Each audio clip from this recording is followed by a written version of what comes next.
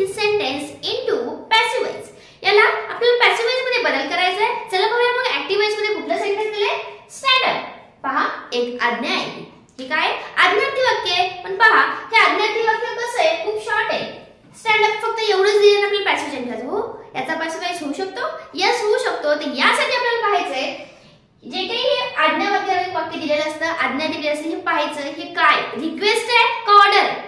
अशा वाक्याचं काय करायचं आधी पाहायचं. तर इथून समजतं की स्टँड अप म्हणजे एक प्रकारची ऑर्डर दिली, मग त्या ठिकाणी यू आर ऑर्डर्ड टू आणि रिक्वेस्ट असेल तर यू आर रिक्वेस्टेड टू आणि नंतर जे वाक्य दिलं असतं ते वाक्य आपल्याला पुढे लिहायचंय.